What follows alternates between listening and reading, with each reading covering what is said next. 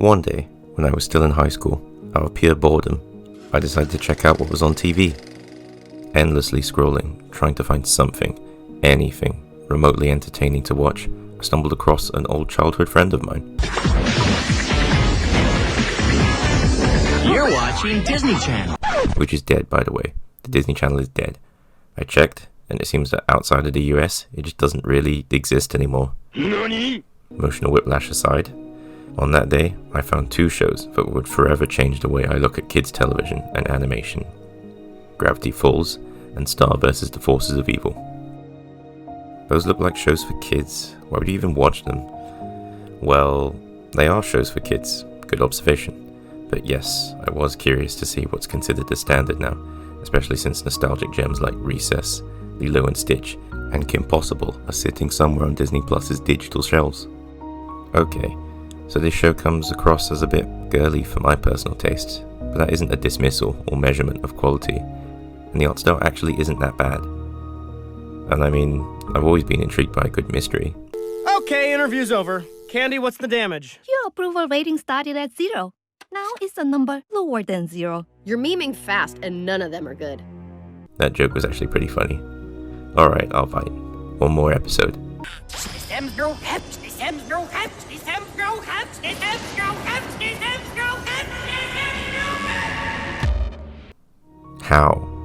How is this possible? There's narrative development and continuity, meaningful character arcs, writing in a kid show that doesn't talk down to the viewer.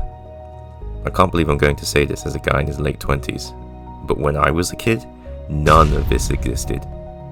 For the most part, kids' content, whether it be television or movies, followed a fairly cut and paste template. To entertain, to educate, or both if you could juggle two balls. Nice. Classic one-episode plot adventures, not so subtle moral lessons, and slapstick violence with no consequences. Over years and years of television programming, this was the stagnant standard. A box formed and there was no room or even motivation to diverge outside of it.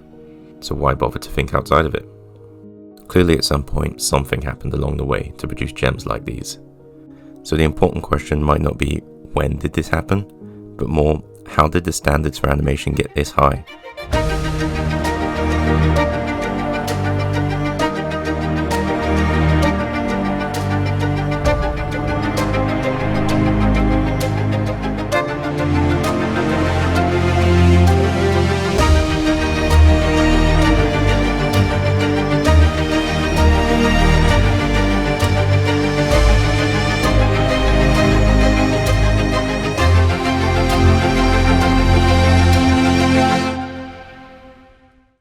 First things first, let's acknowledge what's going on at the moment.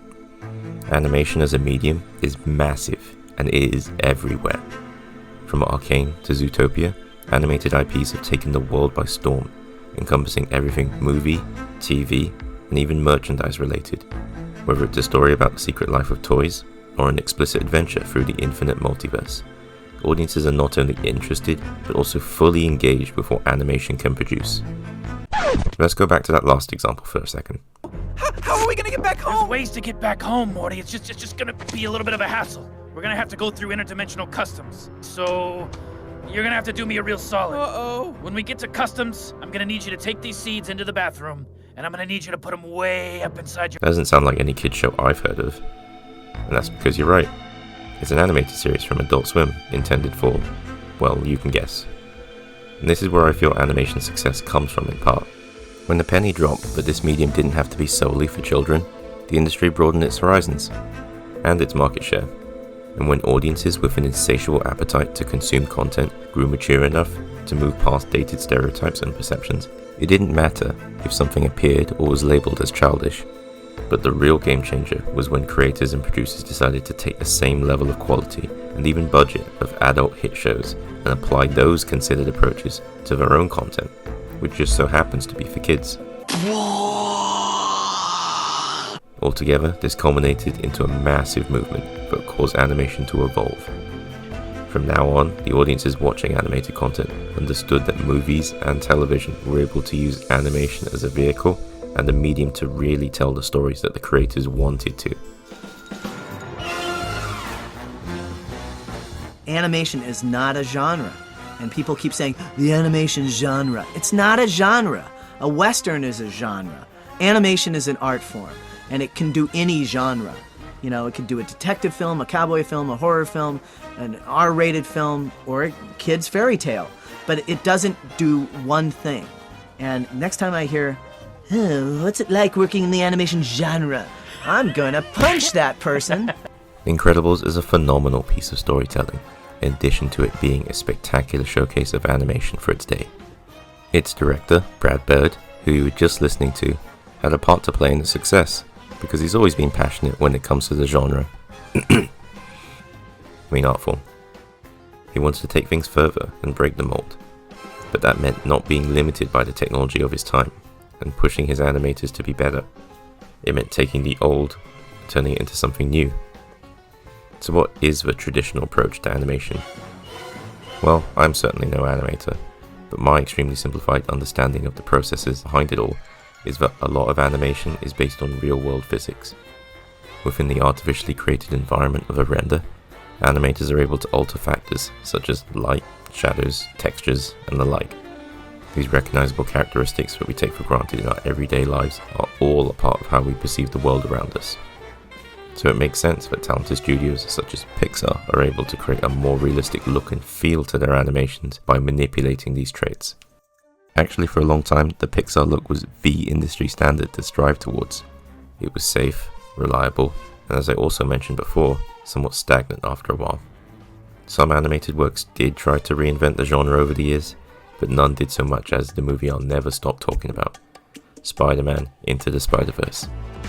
Yes, where others were dismissed and forgotten, of course the superhero movie drew the attention of audiences to the potential of the art form, but hey, better late than never. And to be fair, Spider-Verse deserves all the praise. Sony Pictures Animation forever changed the industry by doing something most were afraid to do. They took risks, no motion blur, no depth of field, and choosing to opt for a non-photorealistic render. You getting any of this? Every fifth word, maybe. In layman's terms, they took all the data from their physically based render engine and put it through custom data filters. This simply meant renders could achieve purposely stylized results, whereby shadows create sketchy hatch marks, lights together with changing the focus plane creates this half-tone dot effect. Apparent line work, speed lines, and variable frame rates produce designs more akin to comic books. And though the list is too long for me to cover, let alone fathom, one thing that is clear is that this all contributes towards the artistic intent of achieving this specific look and feel. This newly embraced approach pulls these frames further from reality and more towards a concept art, which is honestly the precursor to all great animation.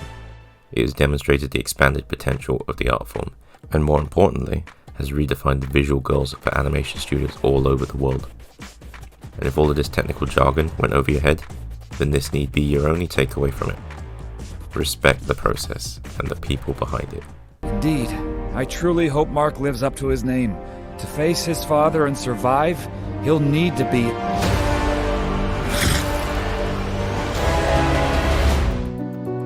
Well, one way to look at it is that audiences aren't satisfied with quantity so much as quality these days. Especially when the streaming market is so saturated with content now more than ever. Between Disney+, Prime Video, and Netflix to name just a few, people started to wake up to the increasing cost it would take to be able to watch and keep up with everything coming out. So naturally, people started being selective about what services they subscribed to and chose favorites. Nearly a million people cancelled their subscriptions with Netflix in the past 3 months, but the streaming giant's expected to lose twice the number after years of growth. After flocks of people unsubscribed from the streaming mogul, it's been cancelling shows left and right just to try and retain core subscribers. As a result, the industry is also being selective of what projects they believe are worth renewing. Fund the hit animated series, ditch the underperforming one. Simple maths, right? But that doesn't explain everything. Like, what is quality? When entertainment is so subjective, what defines a word? What makes a movie or a TV show so good that it's worth continually supporting it in comparison to others that are left to wither on the vine? Well, let's take a look at success story Bluey. It's a show about a blue heeler pup who uses her boundless energy and imagination to have everyday adventures with her mum, dad, and little sister. Bluey has somehow become a recent phenomenon between blowing up in popularity. The reason behind this, from what many others are saying, and after I started watching a few episodes myself, is that it came across as more than just a children's show. For starters, it's not just for kids, but their parents too. It acknowledges and represents real feelings on both sides. It tackles authentic questions and realistic topics in a way that you would want to address it to your own kid. Basically, Bluey doesn't just entertain, it enlightens. So much thought and care is put into this animated TV show for kids, and it's mind-blowing to me. Not because Bluey proves that it's possible, but because this happened in the first place. And this leads on to my next point, which is that even though there's still room to improve across the industry, creators generally have more autonomy than ever before, which is amazing and should be encouraged way more. I mean, if audiences are actively looking for quality right now, then the industry should be nurturing creativity and originality. I understand that good business is risk averse, but think of the potential goldmine from creating something that isn't manufactured by trite templates or shaped by dated brand guidelines, as Bluey clearly demonstrates. If the art form is evolving, then why not the industry with it? Maybe Hollywood can mass produce projects that are both successful and original. Wild concept, I know. Okay, but why do we need to instigate change when the existing system works? More or less. Why bother to put all this effort into this type of content? After all, the audience being catered to are mostly kids who will literally watch anything you put in front of them. Isn't mindless entertainment enough? Sure, sometimes I guess. But you should also keep in mind one other thing. Kids are our future. They're heavily influenced by what they watch, and more often than you think, they're actually capable of being smarter than we give them credit for. And though kids' content and animation often go hand in hand, that doesn't mean either should be perceived as of a lesser quality. Let people like what they like. Let them explore new mediums, because there are a lot of hidden gems out there being missed out on because you're judging a book by its cover. And worse, you're letting society judge you.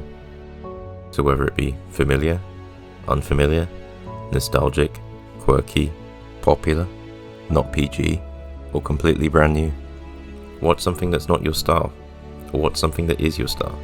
Just watch something. Because animation has an abundance of amazing art, meaningful stories, and engaging entertainment to offer. I can guarantee you will find something you will enjoy to the fullest. But only if you let it.